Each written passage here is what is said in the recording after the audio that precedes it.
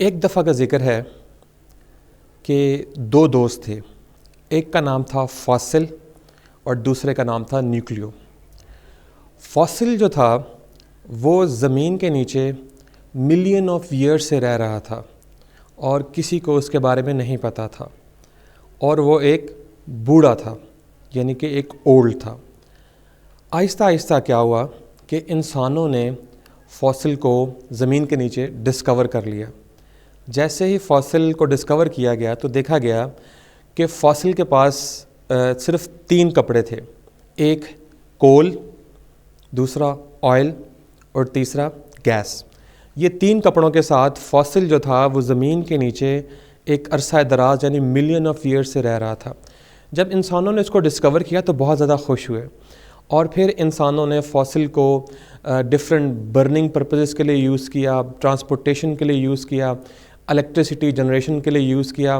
अब था तो फॉसिल एक बूढ़ा, तो फिर क्या हुआ कि फॉसिल आहिस्ता आहिस्ता बीमार होना शुरू हो गया और उसको इससे खांसी स्टार्ट होगी, कफिंग स्टार्ट होगी, और कफिंग के नतीजे में फॉसिल ने गैसेस, हार्मफुल गैसेस और स्मोक हमारे एनवायरनमेंट में रिलीज़ करना स्टार्ट कर दिया, जिसकी वजह से हमारी ज़मीन पे जो पोल्यूशन था उसकी जो क्वांटिटी है वो पहले से क्या होना शुरू होगी, ज़्यादा होना शुरू होगी। और इस बात पे फॉसिल जो था वो बहुत ज़्यादा सैड हुआ, हर्ट हुआ कि वो ज़मीन को कभी भी जो है या इसके एनवायरनमेंट को कभी भी नुकसान देना नहीं चाहता था। तो फॉसिल बहुत ज़्यादा परेशान हो गया। देन न्यूक्लियो की एंट्री हुई। न्यूक्लियो एक यंग, एनर्जेटिक, मोर पावरफुल एक एंटिटी था।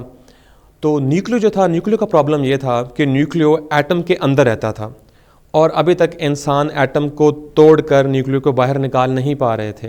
लेकिन उनको ये ज़रूर मालूम था कि न्यूक्लियो बहुत ज़्यादा पावरफुल है।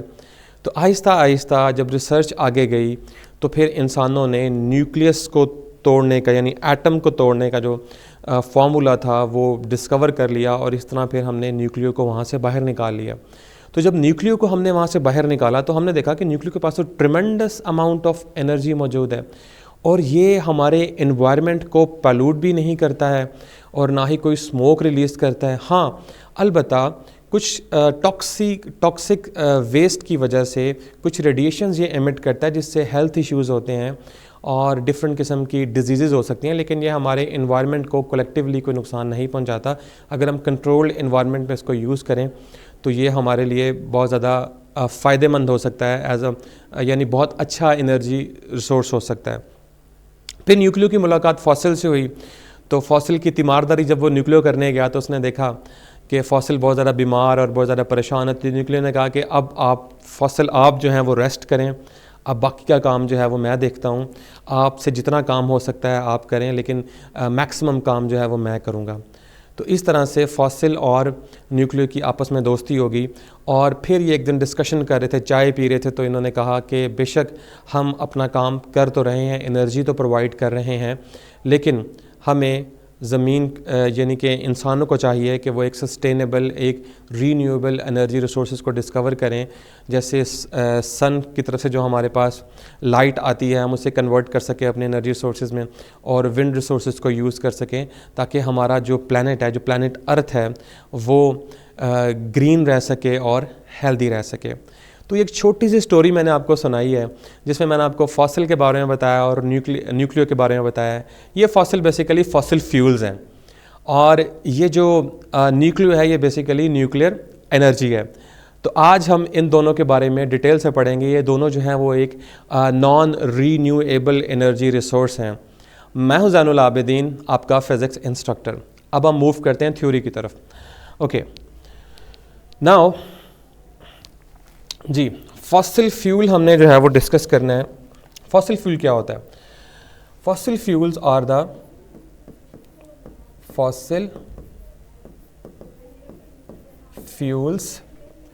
आर द आप साथ अपनी नोटबुक्स निकालें और साथ साथ नोट करते जाएं, मैं साथ साथ आपको समझाता जाऊंगा।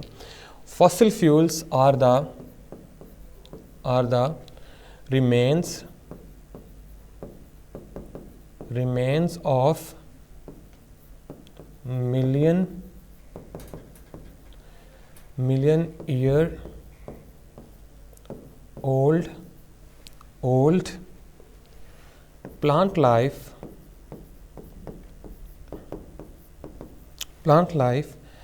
now known as coal and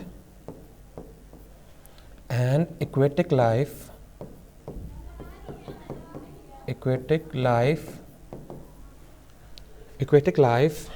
now, इसको हम कलर चेंज कर लेते हैं इसका, now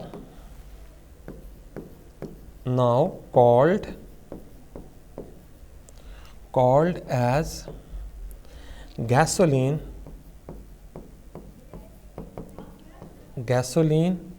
and natural gas. Fine. तो फॉसिल फ्यूल हमारे पास बेसिकली क्या है? फॉसिल फ्यूल बेसिकली जब हमारी अर्थ की फॉर्मेशन हो रही थी, आपको पता होगा, बेसिकली हमने डिस्कस किया था बिग बैंग थ्योरी को, उसके बाद किस तरह से जो है वो जो एनर्जी थी वो फ्रीज़ हुई मैटर में, देन ग्रेविटेशनल पुल की वजह से हमारी अर्थ बनी. फिर इस अर्थ को मुख्तलिफ मराहल से गुजारा गया. इस पे जो है वो स्टार जो थे, वो शूटिंग स्टार जो थे, उस पे भेजे गए ताकि डिफरेंट किस्म की मेटल्स को यहाँ पे पहुँचाया गया. यानी कि अर्थ को इस तरह से बनाया गया ताकि ये रहने के लिए फिजिबल हो सके, यानी इनहैबिटेबल हो सके लोगों के लिए.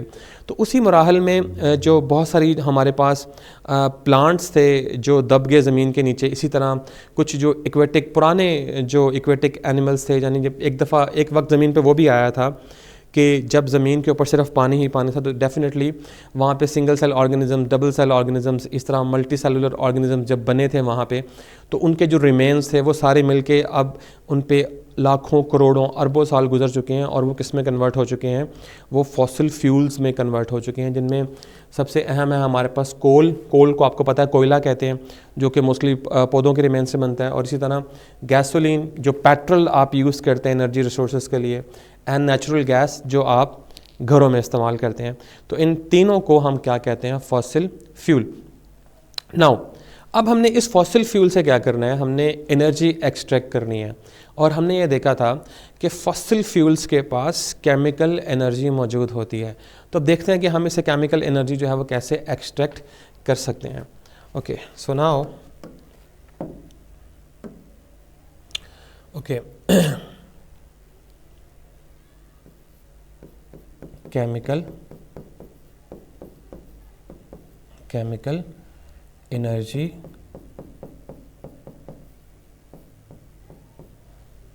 energy of fossil fuels. yes.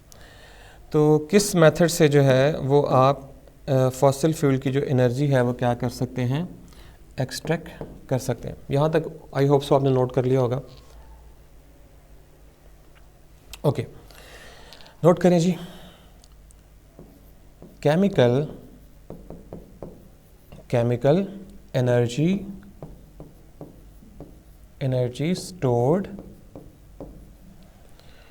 stored in fossil fuels are obtained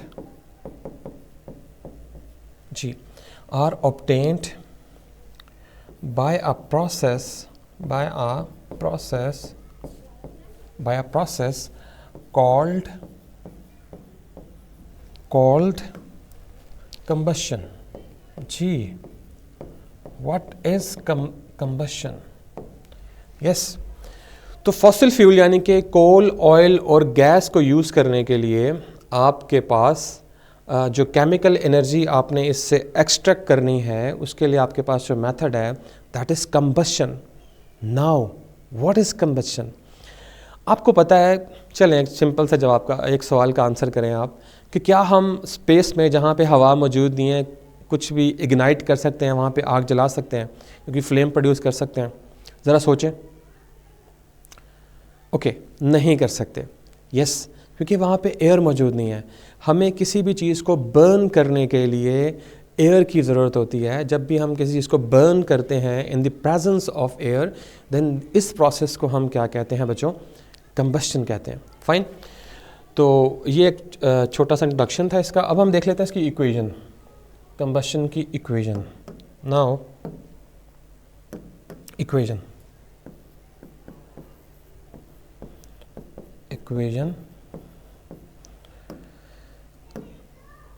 okay. हमें पता है कि लेट्स से कि हमारे पास मीथेन है CH4. Yes, what is CH4? This is a methane, that is a natural gas जो आपके घरों में आती है। आजकल डेफिनेटली लोड शेडिंग के साथ आ रही होगी, लेकिन उसे हम मीथेन कहते हैं या फिर नेचुरल गैस कहते हैं। तो अगर आप इस मीथेन को आपने जलाना है, बर्न करना है, तो आपको यहाँ पे जो है वो ऑक्सीजन की ज़रूरत पड़ेगी। तो इस इक्वेशन को बैलेंस करने के लिए मुझे इसके साथ क्या लगाना पड़ेगा? 2 लगाना पड़ेगा। फाइन। तो जब ये रिएक्शन होगा तो इस रिएक्शन के नतीजे में हमारे पास कार्बन डाइऑक्साइड बनेगी। डेफिनेटली कार्बन डाइऑक्साइड बनेगी, और इसके बाद जो है वो हमारे पास वाटर बनेगा। नाउ इस इक्वेशन को भी बैलेंस करने के लिए मुझे यहाँ पे 2 लगाना पड़ेगा। Okay fine. और साथ कुछ ट्रिमेंडस अमाउंट ऑफ एनर्जी जो है वो भी क्या होगी? ट्रिमेंडस तो नहीं कह सकते, लेकिन कुछ अमाउंट ऑफ एनर्जी जो है वो भी क्या होगी? रिलीज होगी। फाइन। तो जब आपने मीथेन को ऑक्सीजन के साथ मिलाया, यानी कि मीथेन को जब आपने ऑक्सीजन के साथ मिलाया, यानी कि ये आपके पास क्या थी? मीथेन। ये मीथेन थी और ये आपके पास ऑक्सीजन थी। जब आपने इसको ऑक्सीजन के मौजूदगी में बर्न किया तो क्या बना आपके पास? आपके पास बना carbon dioxide. Carbon dioxide plus क्या बना आपके पास? प्लस बना आपके पास वाटर। फाइन। तो इस तरह से हमारा रिएक्शन जो है वो कंप्लीट हुआ, और इस तरह से जो है वो कंबशन होती है। Fine. Okay, so now types of fossil fuels. Yes, so now types of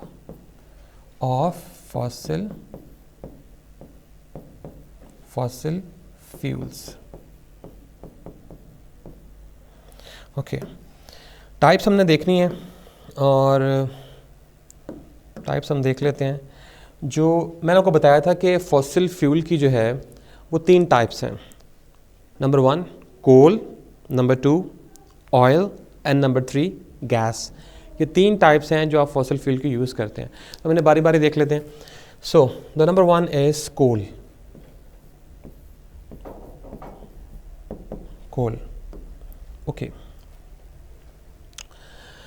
okay, coal जो है, अगर आप तीनों फॉसिल फ्यूल की बात करें, कोल, ऑयल एंड गैस की, तो इनमें जो सबसे ज़्यादा अबंडेंट है, यानी जिसकी सबसे ज़्यादा क्वांटिटी अर्थ पे मौजूद है, that is coal. So it is the, हम लिख सकते हैं, it is the most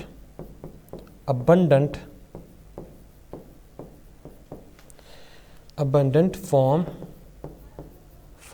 of fossil fuel globally.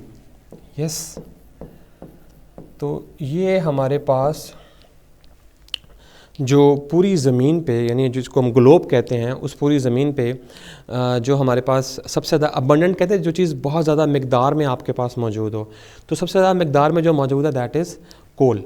Okay, now what are the estimated reserve, उस पर भी बात कर लेते हैं हम। Okay, estimated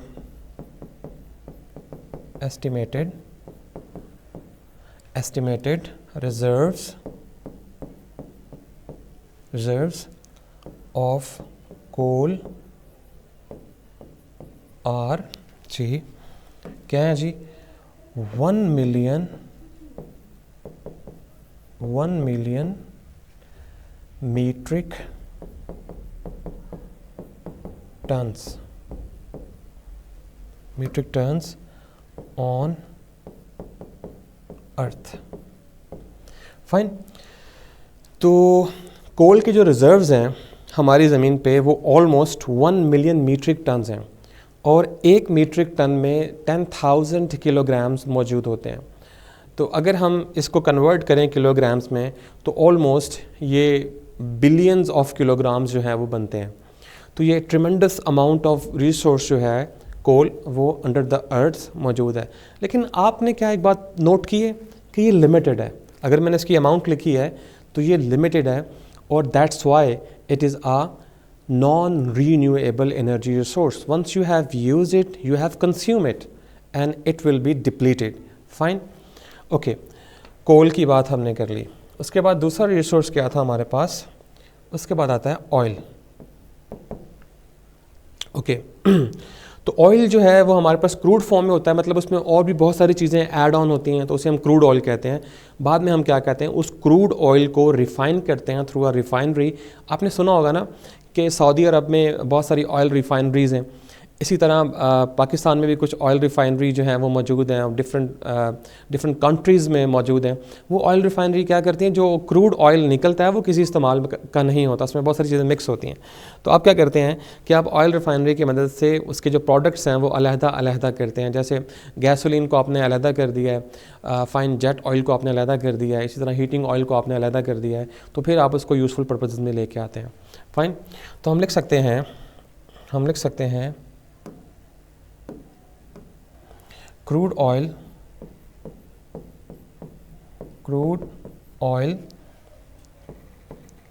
undergoes refining process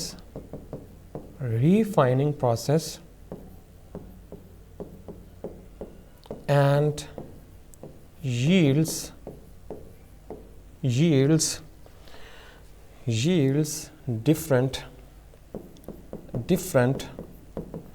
different products।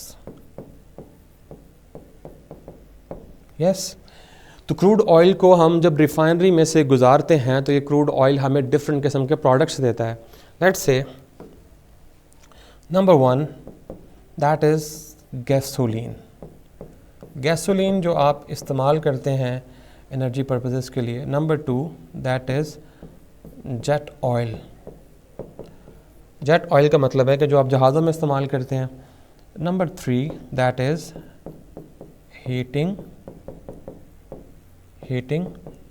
Oil. Fine. तो आप क्या करते हैं कि क्रूड ऑयल को रिफ़ाइन करते हैं। रिफ़ाइन करने के बाद आप उसे डिफरेंट प्रोडक्ट्स जो हैं वो क्या करते हैं, हासिल करते हैं। इसमें number 1 that is gasoline, number 2 that is jet oil, number 3 is heating oil. Fine. तो ये फॉसिल फ्यूल की दूसरी टाइप है हमारे पास। फाइन। उम्मीद है कि आपने नोट कर लिया होगा। अब हम चलते हैं आगे। सो इसको थोड़ा सा इनलार्ज कर लेते हैं हम। Okay fine. Now the third one is gas. Okay, gas कहाँ से आती है? जब आप ऑयल एक्सट्रैक्ट कर रहे होते हैं, ऑयल एक्सट्रैक्शन के दौरान as a by product gas आपके पास होती है, निकलती है, वहाँ से एक्सट्रैक्ट होती है और ये mostly in the form of methane होती है। ओके, हम लिख सकते हैं gases are the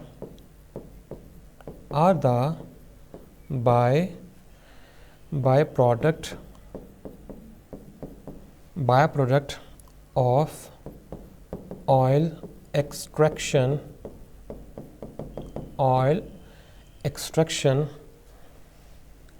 extraction process and usually in the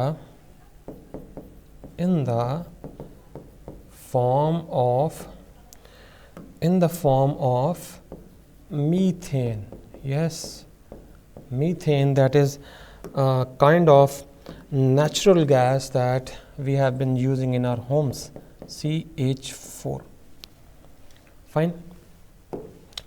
So this is gas. So I hope so कि आपको क्लैरिटी आ गई होगी कि कोल क्या होता है, देन ऑयल क्या होता है, देन गैस क्या होता है. उससे पहले हमने जो है वो फॉसिल फ्यूल के बारे में पढ़ा, देन हमने उसकी केमिकल एनर्जी के बारे में पढ़ा, और उसके बाद हमने उसकी इक्वेशन के बारे में पढ़ा, उसके बाद हमने टाइप्स ऑफ फॉसिल फ्यूल्स के बारे में पढ़ा.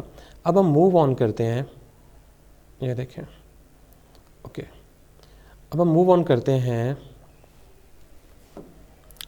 sources of fossil fuels. Sources of fossil fuels. Yes.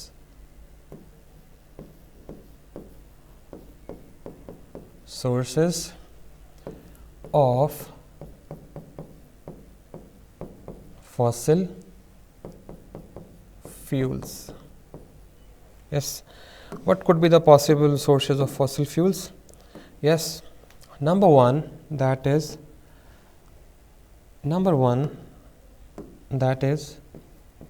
mining. जी, अगर आपने फॉसिल फ्यूल एक्सट्रैक्ट करने हैं तो आप थ्रू माइनिंग करेंगे. माइनिंग मतलब आप खुदाई करेंगे, पहाड़ों के अंदर खुदाई करेंगे और वहाँ से आप इनको एक्सट्रैक्ट करेंगे, जैसे कोल माइंस होती हैं, ठीक है, इस तरह. Number two that is relevant to it, that is reserves.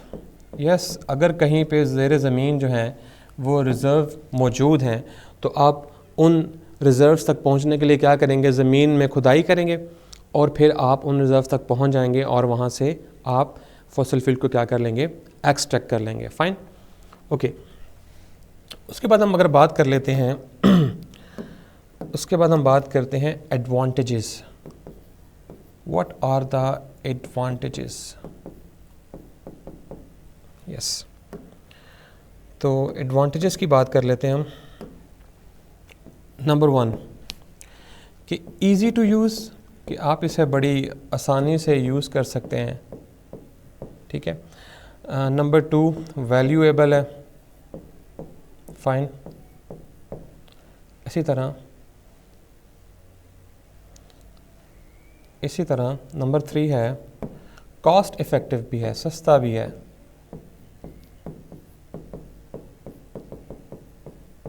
तो आप इसे क्या कर सकते हैं, आराम से यूज़ भी कर सकते हैं, बहुत आसान है आपके लिए. नंबर टू वैल्यूएबल, बहुत ज़्यादा कीमती भी है. उसके बाद cost effective.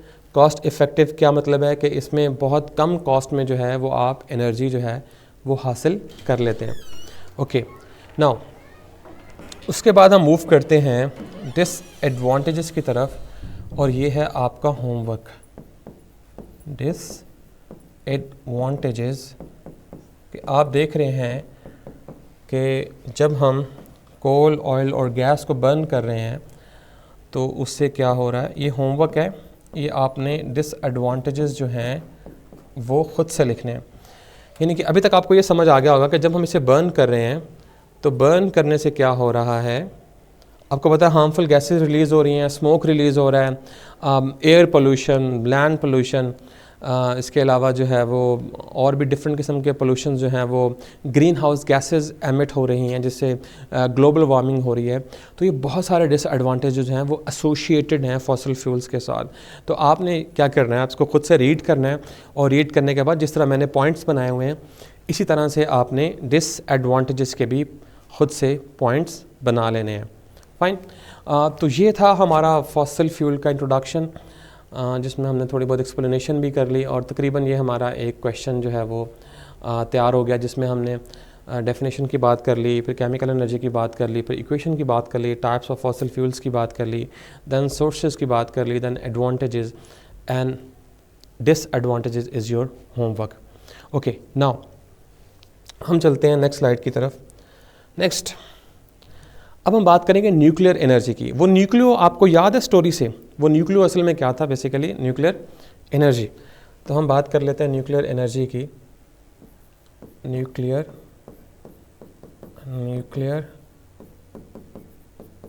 Energy. Okay, nuclear energy को आप कैसे जो है वो डिफाइन करते हैं? The energy that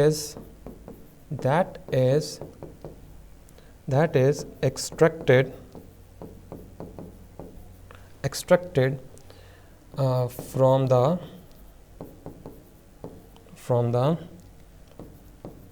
nucleus through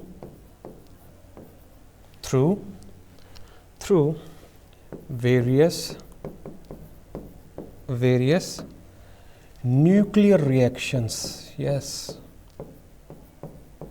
जो आप एनर्जी हासिल करते हैं न्यूक्लियस में से, किसकी मदद से? डिफरेंट न्यूक्लियर रिएक्शंस की मदद से, उसे हम क्या कहते हैं? Nuclear energy.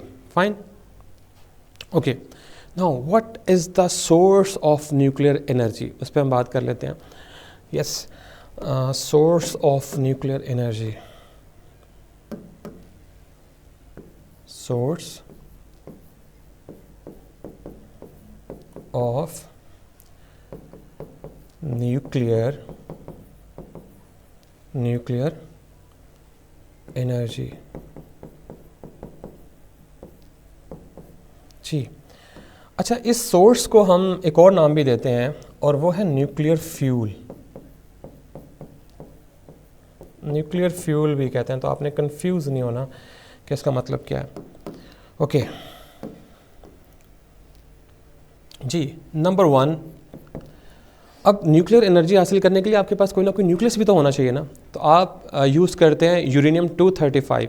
That is a radio active element that is used in different nuclear reaction. मैं उसके बारे में बात करूँगा आपके साथ अभी।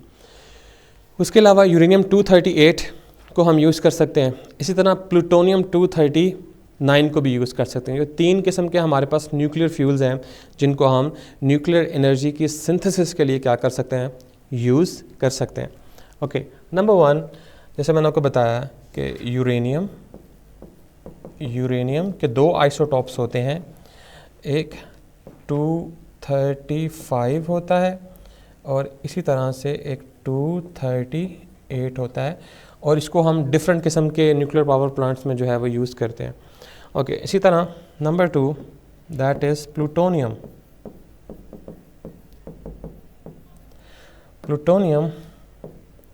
239।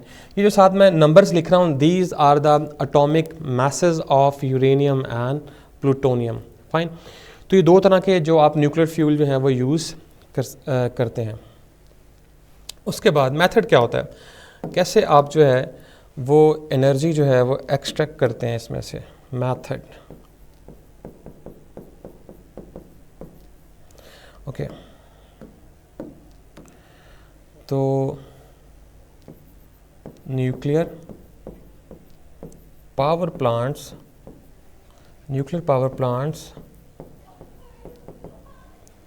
Are used to extract nuclear energy। ओके, न्यूक्लियर पावर प्लांट्स क्या करते हैं बच्चों? Nuclear power plants nuclear energy को एक्सट्रैक्ट करते हैं। This energy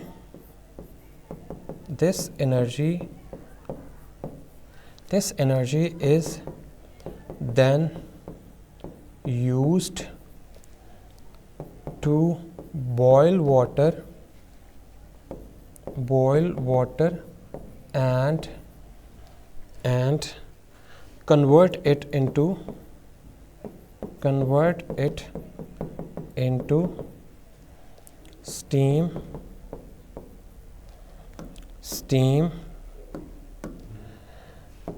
which is further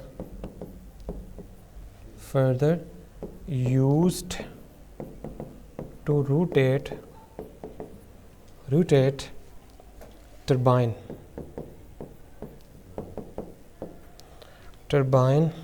to generate electricity. So nuclear power plants हमारे पास एक ऐसे पावर प्लांट्स होते हैं जिनको हम यूटिलाइज़ करते हैं। आई होप सबको नज़र आ रहा होगा। हम यूटिलाइज़ करते हैं और वो क्या करते हैं कि वो हमें न्यूक्लियर एनर्जी प्रोवाइड करते हैं और फिर हम उस एनर्जी को क्या करते हैं, वाटर को बॉयल करते हैं और उस वाटर को बॉयल करके स्टीम में कन्वर्ट करके then that steam is used to rotate the turbine. Fine.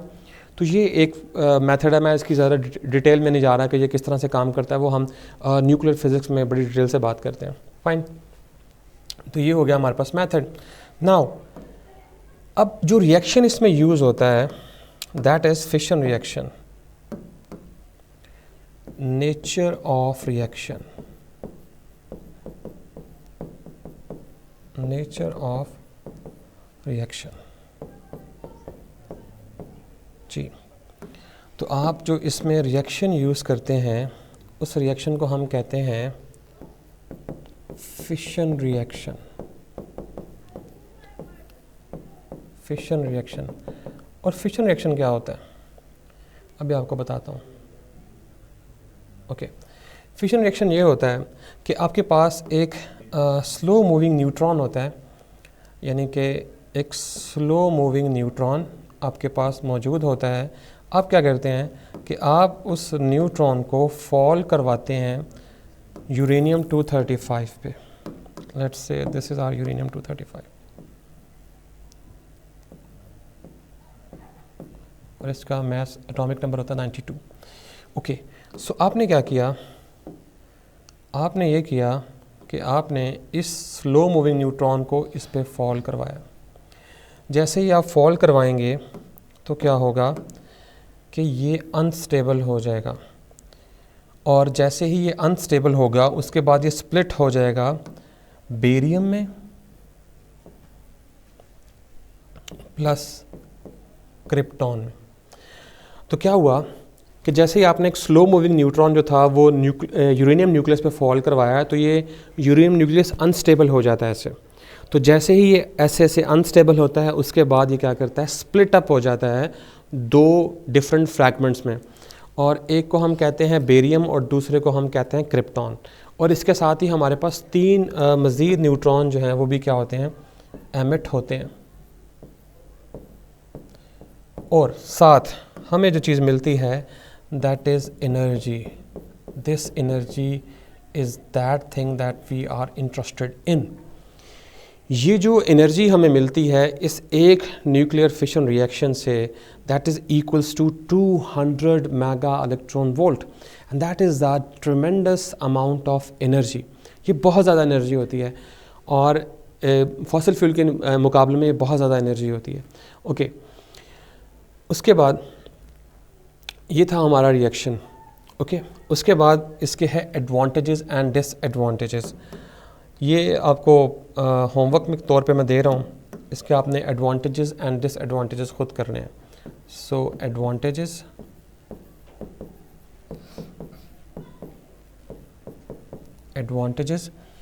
And disadvantages थोड़ा सा मैं आपको बता भी देता हूँ, लेकिन नोट आपने खुद करना है, खुद से इसको आर्टिकुलेट करें आप। Fine, so this will be your home work. Fine.